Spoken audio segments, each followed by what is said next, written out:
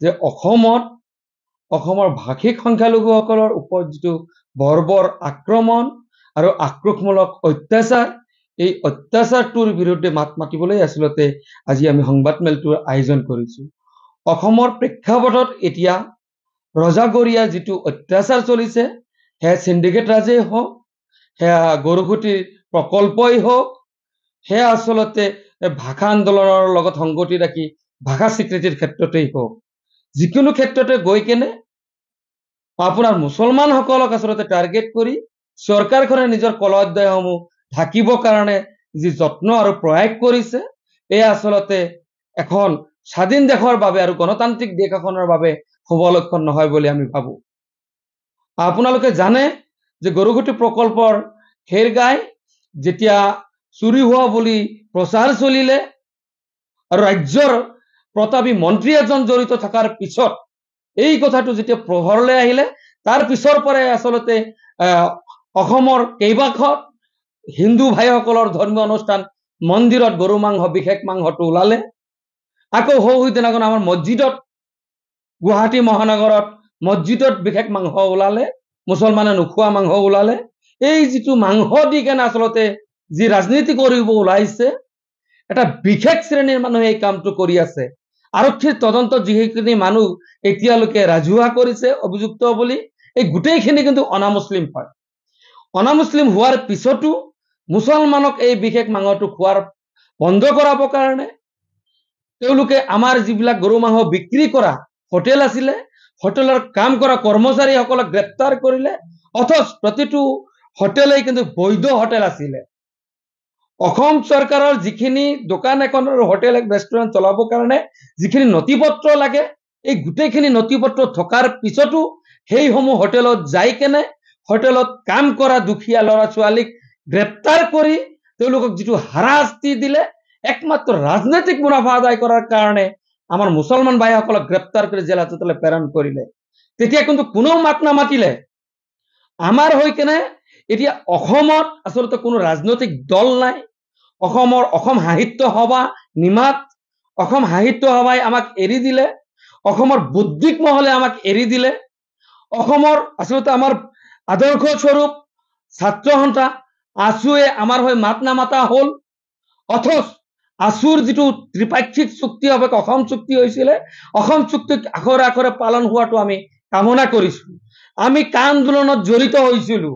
ভাষা আন্দোলনৰ সময়ত আমি নিজৰ জন্মসূত্ৰে পোৱা ভাষাটো আমি ত্যাগ কৰি মাতৃভাষা অসমীয়া লিখিছিলো। তৎসুপে আজিৰ ডেটত আচলতে অসমত মাতৃভাষা হিচাপে অসমীয়া ভাষা স্বীকৃতি পালে। আপোনালোকে জানে বৰাক ভেলীত কিন্তু বাঙালী চলি আছে, বিটিচিত কিন্তু বড়ো চলি আছে, কিন্তু নামনি অসমত 100% কিন্তু অসমীয়া ভাষা চলি আছে। অসমৰ ভিতৰত আটাইতকৈ হাইয়েষ্ট যদি অসমীয়া মাধ্যমৰ ছাত্ৰ ছাত্ৰী আছে, সেয়া নামনি অসমৰ আছে।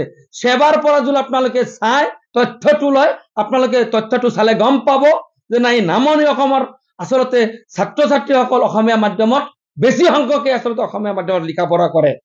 গতিকে অসমীয়া ভাষা জীয়াই ৰখাৰ কাৰণে আমি যি সংগ্ৰাম কৰিলো, আমি যি ত্যাগ কৰিলো, তাৰ বিনিময়ত আমাৰ জাতিটোৱে পালে কি? উচ্ছেদ।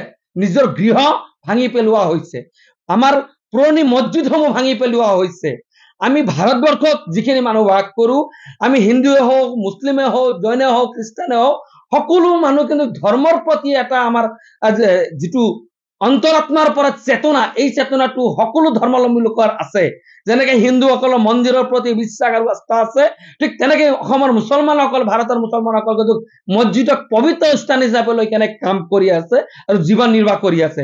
তেনে ক্ষেত্ৰত এটা হিষ্টৰিকেল মছজিদ যেতিয়া ভাঙি পেলোৱা হয়, আচলতে সেই জাতিটোক আচলতে অন্তৰৰ পৰা ভাঙি দিয়া যেন মোৰ অনুভৱ হৈছে। আজি ধুবুৰী উচ্ছেদ, আমাৰ নলবাৰী উচ্ছেদ, এই গোটেইখিনি উচ্ছেদ আপোনালোকে তদন্ত কৰি চাব। তদানীন্তন চৰকাৰৰ বৰমূৰীয়া নেতা, পালি নেতাসকলে, মন্ত্ৰীসকলে তেওঁলোকক আচলতে সেইবোৰ জাগাত তেওঁলোকে আচলতে বসতি স্থাপন কৰিবলৈ অনুমতি প্ৰদান কৰিছিলে। নলবাৰীত যিটো উচ্ছেদ হৈ গল, তদানীন্তন এসময়ত প্ৰয়াত মুখ্যমন্ত্ৰী দায়িত্বত থকা ব্যক্তি, বৰক্ষেত্ৰীৰ বিধায়ক, কেইবাবাৰো মন্ত্ৰী আছিলে, তেনে এজন ব্যক্তিৰ নেতৃত্বত কিন্তু সেই মানুহখিনিক আচলতে বহুৱা হৈছিলে। তাৰ পিছতো আচলতে অসমৰ তদানীন্তন চৰকাৰ, কংগ্ৰেছ চৰকাৰে আমাৰ লগত গাদ্দাৰী কৰিলে। কংগ্ৰেছ চৰকাৰে অসমৰ মুছলমান সম্প্ৰদায়ৰ লগত গাদ্দাৰী কৰিলে, পাট্টা নিদিলে, তেওঁলোকক বহালে, পাট্টা নিদিলে। পাট্টা নিদিয়াৰ ফলত আজি আচলতে যিসকলে আজি চৰকাৰ চলাইছে তেওঁলোকে কিন্তু আমাৰ ভোটে বিচৰা নাছিলে। গতিকে তেওঁলোকে আমাক ক্ষতি কৰাটো স্বাভাৱিক কথা, কিন্তু তেওঁলোকে যে মিছা শপত খাই চৰকাৰত বহিছে এইটো আমি দুখ পাইছো। অসমৰ গভৰ্ণৰ, অসমৰ অধ্যক্ষ, বিধানসভাৰ অধ্যক্ষ, তেওঁলোকৰ উপস্থিতিত আচলতে যিটো তেওঁলোকে শপত বাক্য পাঠ কৰিছিলে, ভাৰতবৰ্ষৰ সংবিধান শপত খাই তেওঁলোকে কৈছে সকলো ধৰ্মাৱলম্বী লোকৰ সম অধিকাৰ সম বিকাশৰ ক্ষেত্ৰত তেওঁলোকে দায়বদ্ধ থাকিব বুলি স্বীকাৰ কৰিছিলে। আজি কিন্তু আমি দেখিছো অসমৰ মুখ্যমন্ত্ৰীৰ পৰা আৰম্ভ কৰি সকলো বিধায়কেই আচলতে মিছা শপত বাক্য পাঠ কৰিছিলে দিছপুৰৰ এইখন চৰকাৰে। গতিকে আমি আহ্বান জনাম যে অসমৰ মুছলমানসকলক যদি আপোনালোকে বেয়া পায় একেদিনৰ ভিতৰত গুলিয়াই মাৰি পেলাওক।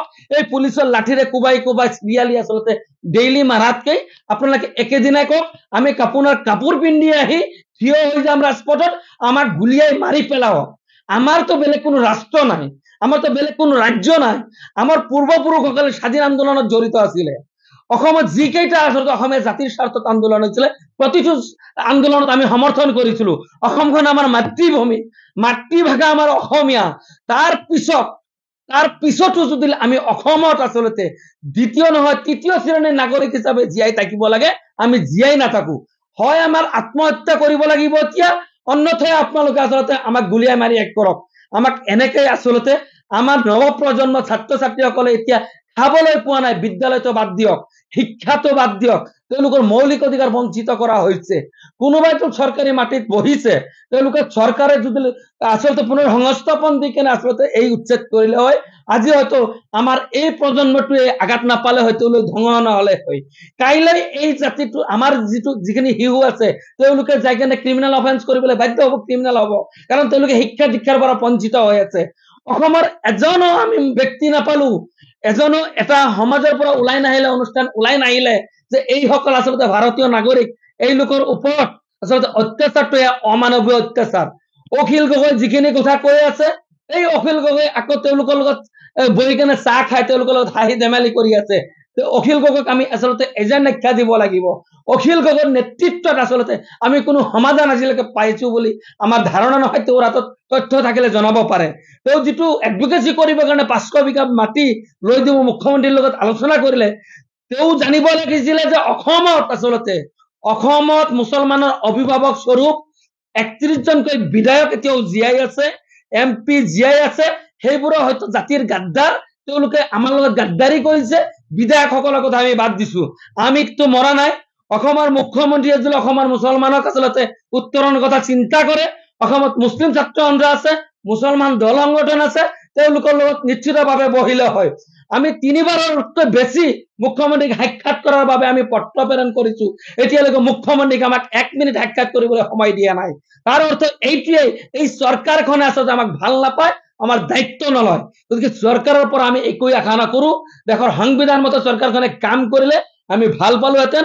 যেহেতু সংবিধান বিৰোধী বিজেপি নেতৃত্বাধীন চৰকাৰখন, এইখন চৰকাৰলৈ আমাৰ শেষ প্ৰাৰ্থনা এটাই যে আমাক ডেইলি মাৰাতকৈ আপোনালোকে এটা টাইম মৰ্নিং কৰি দিয়ক, একেটা দিনতে আমি কাপোৰ বান্ধি ওলাই আহিম, আমাক গুলিয়াই মাৰক। আমাক যেহেতু বাক স্বাধীনতা নাই, আমাৰ মৌলিক স্বাধীনতা নাই, আমাৰ মৌলিক অধিকাৰ নাই, গতিকে আমাৰ কাৰণে কোনো নথকাৰ কাৰণে আমি এতিয়া জীয়াই থাকাৰো আমাৰ ইচ্ছা নাই।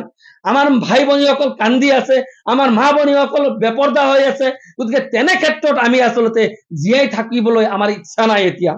এতিয়া আমি হিউম্যান ৰাইটছ কমিশ্যনলৈ পত্ৰ প্ৰেৰণ কৰিছো। নিশ্চিতভাৱে আমি আশাবাদী হিউম্যান ৰাইটছ কমিশ্যন আৰু ৰাষ্ট্ৰসংঘৰ তৰফৰ পৰা অতি শীঘ্ৰে ইয়াৰ ব্যৱস্থা ল'ব বুলি আপোনালোকৰ জৰিয়তে আমি পুনৰবাৰ আবেদন জনাইছো যে ৰাষ্ট্ৰসংঘই আহি আৰু বিশেষকৈ আচলতে গুৱাহাটী হাইকোৰ্টৰ চিফ জাষ্টিছক আমি এটা আপিল কৰিম আপোনালোকৰ জৰিয়তে, ন্যায়ালয়ৰ তৰফৰ পৰা এটা তদন্ত ঘোষণা কৰিব লাগে। যিহেতু ন্যায়ালয়ে সৰ্বসৰ্বা, গতিকে ন্যায়ালয়ে নিজাববীয়াকৈ এটা গোচৰ লৈ এটা তদন্ত কৰে, এটা SIT গঠন কৰি এইবোৰ যে কৰি আছে, এজন মেধি মাটিত থকা ব্যক্তিক যে উচ্ছেদ কৰিলে, এই কথাটো কি বুজায়? তেওঁলোকে যি মন যায় তাকে কৰি আছে। আৰু অসমত যিটো উচ্ছেদ চলি আছে, ৰেভিনিউ ডিপাৰ্টমেণ্টে এতিয়ালৈকে এটা কথা স্পষ্ট কৰা নাই যে কোনটো ভিত্তিবৰ্ষত, সেন্সাছৰ ভিত্তিত, কোনটো জৰীপৰ ভিত্তিত তেওঁলোকে নটিচ ইস্যু কৰিছে।